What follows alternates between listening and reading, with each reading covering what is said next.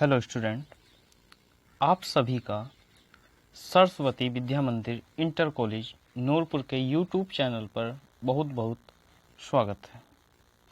बच्चों, पदार्थ की अवस्थाओं को डिस्कस करने के बाद आज हम उससे नेक्स्ट आगे चलते हैं और उसमें पढ़ते हैं। बच्चों, आज हम पढ़ेंगे बच्चों द्रवण, ठीक, जमना, बाष्पीकरण, संघनन, ऊर्ध्वपातन और बच्चों पढ़ेंगे हम उसमें हिमांक। ये सब हम आज डिस्कस करेंगे बच्चों। तो बच्चों हम स्टार्ट करते हैं। और बच्चों हमारे YouTube चैनल को सब्सक्राइब करो और वीडियो को ज़्यादा से ज़्यादा शेयर करो। बच्चों सबसे पहले हैं हम पढ़ते हैं यहाँ बच्चों द्रवण। द्रवण को ही क्या बोलते हैं बच्चों? पिघलना या गलना। अब क्या होता है बच्चों? ये नाम से ही पता चल रहा होगा बच्चों, यहाँ मैंने दूसरा नाम लिख दिया है, क्या? पिघलना। पिघलेगा कौन बच्चों? जो ठोस होगा। डेफिनेशन में भी यही लिखा है, किसी ठोस पदार्थ को गर्म करने पर उसके द्रव में परिवर्तित होने की क्रिया को द्रवण या पिघलना कहते हैं। बच्चों यहाँ ये इमेज में भी मैं आपको दिखा देता हूँ। ठोस पदार्थ किस में चेंज हो रहा है बच्चों? द्रव में चेंज हो रहा है। और ये क्रिया क्या कहलाती है? हमारी पिघलना, या इसको ही हम क्या बोलते हैं? गलन बोलते हैं।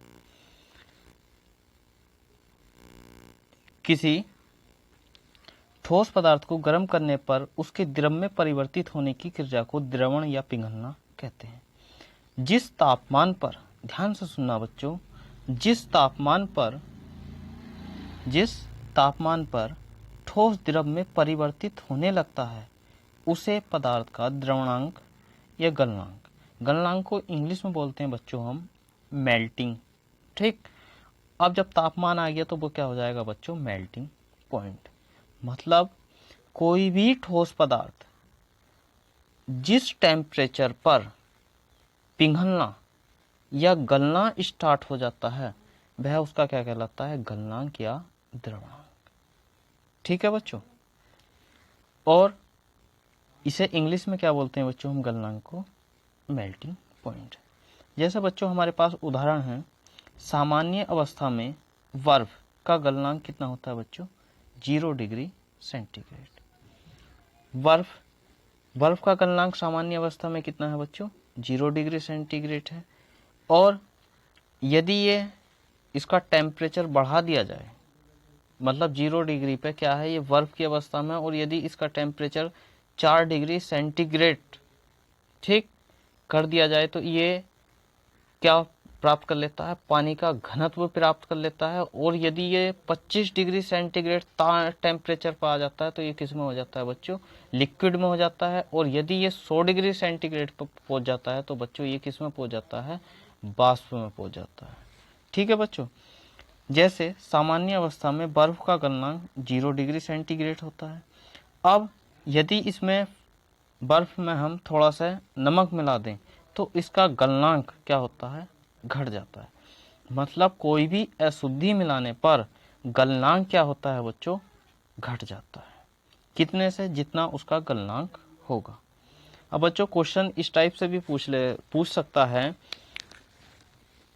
कि किसी पदार्थ में कोई अपद्रव्य या अशुद्धि मिलाने पर उसके गलनांक पर क्या प्रभाव पड़ता है?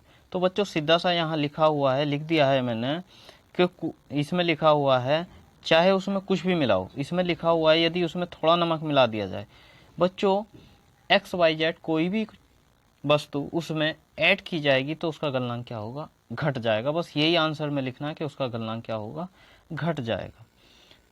बच्चों हम आगे पढ़ते हैं जमना। जैसे कि बच्चों इसके नाम से ही पता चल रहा है कि कोई द्रव जिस ताप पर ठोस में परिवर्तित होता है वह ताप उस द्रव का हिमांक कहलाता है। बच्चों हमने पानी लिया और पानी को किस में रख दिया? फ्रिज के अंदर रख दिया, तो एक टेम्परेचर पे क्या होगा? वो जम जाता है। तो वही क्या कहलाता है? उसका हिमांक कहलाता है।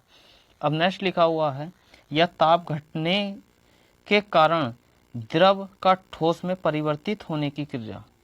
ताप घटने के कारण, मतलब जब टेम्परेचर क्या हुआ है बच्चों, फ्रिज में रखने के बाद उसका टेम्परेचर कमी तो हुआ है, जो रूम टेम्परेचर था उससे कम हुआ है, ताप घटने के कारण द्रव का ठोस में परिवर्तित होने की क्रिया को क्या बोलते हैं, जमना बोलते हैं। और जल का हिमांक कितना होता है बच्चों, 0 डिग्री सेंटीग्रेड होता है। नेक्स्ट बच्चों हम यहाँ डिस्कस करते हैं किसको बच्चों, यहाँ डिस्कस कर लेते हैं हम बाष्पीकरण को। साधारण ताप पर या गर्म करने पर, साधारण ताप पर मतलब कोई भी नॉर्मल टेम्परेचर हो, जैसे हम मान लें, कितना मान लें बच्चों, 25 डिग्री सेंटीग्रेड मान लें, जो हमारे पास नॉर्मल टेम्परेचर होता है, जो रूम टेम्परेचर बोला जाता है। ताप पर या गर्म करने पर किसी ठोस या द्रव के बाष्प बनकर, कोई भी हमारे पास ठोस हो या क्या हो बच्चों, द्रव हो, के बाष्प बनकर धीरे धीरे उड़ने की क्रिया को क्या कहते हैं बच्चों, बाष्पीकरण कहते हैं। जैसे बच्चों हम बात कर लेते हैं, यदि हम एक थाली में कुछ पानी भरकर रख दें तो वो धीरे धीरे क्या होगा बच्चों, जैसे जैसे टेम्परेचर बढ़ेगा वो बाष्प बनकर क्या हो जाएगा, उड़ जाएगा। और इसी क्रिया को क्या बोलते हैं बच्चों, बाष्पीकरण बोलते हैं। या तालाब में भी क्या होता है, धीरे धीरे पानी का लेवल नीचे जाता है गर्मियों के दिनों में, वो क्या कारण है, उसका बाष्पीकरण का ही कारण है कि वह धीरे धीरे क्या होता है बच्चों, उड़ने की क्रिया को क्या बोला जाता है, बाष्पीकरण बोला जाता है। ठीक बच्चों, आगे हम स्टार्ट करते हैं। बाष्पीकरण की क्रिया निम्न बातों पर निर्भर करती है। यहाँ से भी क्वेश्चन आता है बच्चों, द्रव का तापमान। सबसे पहले क्या होगा, द्रव का तापमान। अब बच्चों इसके नाम से ही पता चल गया कि द्रव का तापमान जितना अधिक होगा उसका बाष्पीकरण उतनी ही तीव्रता से होगा। यदि एक स्थान पर हम टेम्परेचर डाउन कर दें और एक स्थान पर टेम्परेचर अप कर दें तो अप वाले स्थान पर बाष्पीकरण ज़्यादा होगा और डाउन वाले स्थान पर क्या होगा बच्चों, बाष्पीकरण कम होगा। नंबर सेकंड है बच्चों, द्रव का पृष्ठतल। अब द्रव के पृष्ठतल से क्या इफेक्ट पड़ेगा बच्चों, इसका भी बहुत बड़ा इफेक्ट है कि एक टेम्परेचर, एक बच्चों हम गिलास ले लें, एक गिलास में हम पानी को डाल दें या फिर एक थाली में पानी को डाल दें, तो तल किसका ज़्यादा है, गिलास का या थाली का। तल किसका ज़्यादा हो गया बच्चों, यहाँ हमारे पास तल ज़्यादा हो गया थाली का। तो बाष्पीकरण की क्रिया भी किस में ज़्यादा होगी, थाली में ज़्यादा होगी। क्यों, जिसका पृष्ठ तल ज़्यादा होगा उसका ही क्या होगा, बाष्पीकरण उतनी ही शीघ्रता से होगा। नेक्स्ट है बच्चों हमारे पास नंबर 3 पर द्रव की प्रकृति। बच्चों ये भी इम्पोर्टेंट रोल प्ले करता है कि द्रव की प्रकृति कैसी होगी। द्रव का बाष्पीकरण उसकी प्रकृति पर भी निर्भर करता है। जैसे बच्चों हम यहाँ एग्जाम्पल में भी लिखा हुआ, ईथर या स्प्रिट का बाष्पीकरण पानी की अपेक्षा अधिक होता है। यदि बच्चों हम स्प्रिट को फर्श पे डाल दें तो वो तेजी से इवेपोरेट हो जाता है, मतलब बाष्पीकृत हो जाता है। और पानी उतनी जल्दी से बाष्पीकृत नहीं हो पाता जितनी जल्दी क्या हो जाता है, ईथर या स्प्रिट बाष्पीकृत हो जाती है। नेक्स्ट है बच्चों, पढ़ते हैं हम क्वथन या उबलना।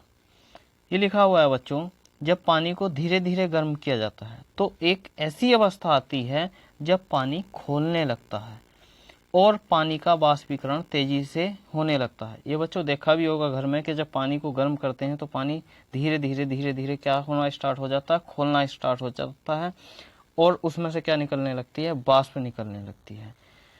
इस क्रिया को क्वथन या क्या बोला जाता है बच्चों, उबलना कहते हैं।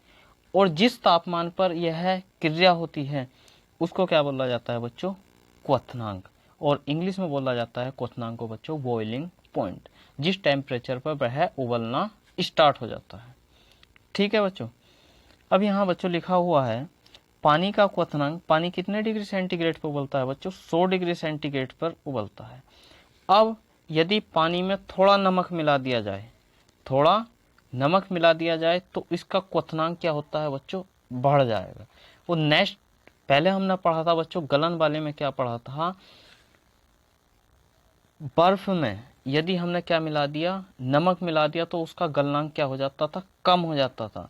अब ध्यान देना है बच्चों, पानी का क्वथनांक 100 डिग्री सेंटीग्रेड होता है और यदि इसमें नमक मिला दिया जाए तो इसका क्या होगा बच्चों, क्वथनांक क्या होगा, बढ़ जाएगा। ठीक है बच्चों, समझ आया होगा। आगे चलते हैं बच्चों, पढ़ते हैं हम संघनन। वह क्रिया जिसके द्वारा कोई वाष्प द्रव में बदल जाती है। कोई वाष्प क्या होगा बच्चों, द्रव में बदल जाती है। अब संघनन की क्रिया कैसे होती है बच्चों, वाष्पीकरण हुआ, वाष्पीकरण के बाद ऊपर गया, द्रव ऊपर गया, और ऊपर जाने के बाद बच्चों वह नीचे आएगा, और नीचे आने की क्रिया वाष्प का द्रव में, वाष्प की द्रव में बदल जाने की क्रिया को क्या बोला जाता है बच्चों, संघनन बोला जाता है। जैसे बादल हैं, बादल किसके कारण बने बच्चों, वाष्पीकरण के कारण बने, और वाष्पीकरण के कारण ही बाद में जब ये मेल्ट होना स्टार्ट हुए तो बच्चों ये किस में आ गए, वर्षा के रूप में द्रव में आ गए, और ये क्रिया क्या कहलाएगी बच्चों, संघनन। नेक्स्ट पढ़ते हैं हम बच्चों ऊर्ध्वपातन। ठोस पदार्थ के गर्म होकर गैस बनने और पुनः ठंडा होकर, ठोस पदार्थ को यदि गर्म करोगे तो उसके गैस बनने। ठीक बच्चों, इसमें द्रव का कोई रोल नहीं है। ठोस का गैस में परिवर्तित होना,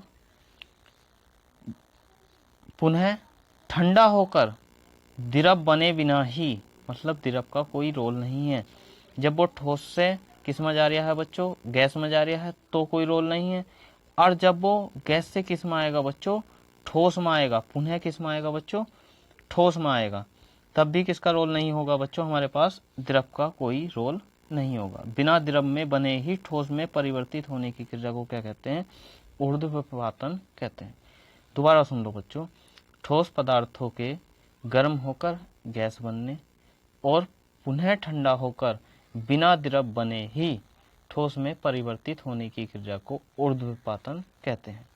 जैसे कपूर, नेप्थेलीन, अमोनियम क्लोराइड, बेंजोइक अम्ल आदि पदार्थों को शुद्ध किया जाता है, किसके द्वारा, ऊर्ध्वपातन विधि के द्वारा। और ये सब किसके उदाहरण हैं बच्चों, ये हैं ऊर्ध्वपातन के उदाहरण। ठीक है बच्चों, समझ आया होगा बच्चों संभवतः। बच्चों प्लीज़ इस YouTube चैनल को ज़्यादा से ज़्यादा सब्सक्राइब करो और वीडियो को शेयर करो। थैंक यू बच्चों, मिलते हैं अगली वीडियो में।